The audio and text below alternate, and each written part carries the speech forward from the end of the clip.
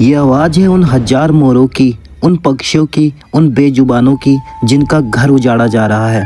हैदराबाद के लंग्स कहे जाने वाले कंच गांजी बोली 400 एकड़ फॉरेस्ट लैंड को जेसीबी से हटाया जा रहा है क्योंकि गवर्नमेंट वहां पर बिल्डिंग बनाना चाहती है और जिसकी वजह से 450 बेजुबानों का घर उजाड़ा जाएगा। और ये केवल सिर्फ हैदराबाद की कहानी नहीं है।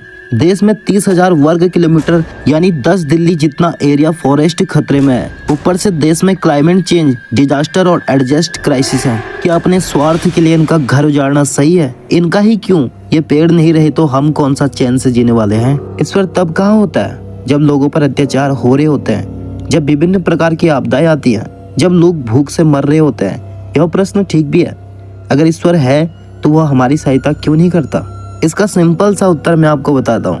ईश्वर वहीं खड़ा होकर देख रहा होता है जहां हम अपने समाज का निर्माण करते समय उसके बताए गए मूल्यों को, उसके आदर्शों को छोड़ आते हैं। जब हम त्याग कर देते हैं सत्य का, करुणा का, दया का और अपना लेते हैं छल कपट को। जीव जंतु की ऐसी कितनी प्रजातियां हैं जो हमारे कारण कहीं विलुप्त हो गई या विलुप्त होने की कगार में है। विभिन्न जीव, विभिन्न पक्षी, विभिन्न प्रकार के पेड़, सब कुछ हम खत्म करते जा रहे हैं। और इस सृष्टि में ऐसा कभी नहीं हुआ है और ना ही कभी होगा कि किसी को उसके कर्मों का फल भोगना ना पड़े। अब चाहे वो मानव हो या फिर मानव समुदाय, सबको अपने कर्मों का फल भोगना ही पड़ता है। मानव कई प्रकार की आपदाएं होते हुए देख रहा है। आखिर क्यों?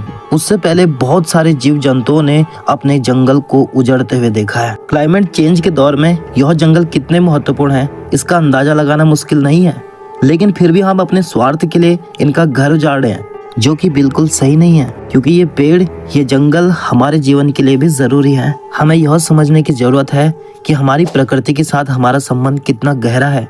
हमें अपने कार्यों के परिणामों को समझने की आवश्यकता है और हमें प्रकृति के प्रति अधिक प्रेम करने की आवश्यकता है। इस समस्या का समाधान करने के लिए हमें दैनिक जीवन में परिवर्तन करने की आवश्यकता है।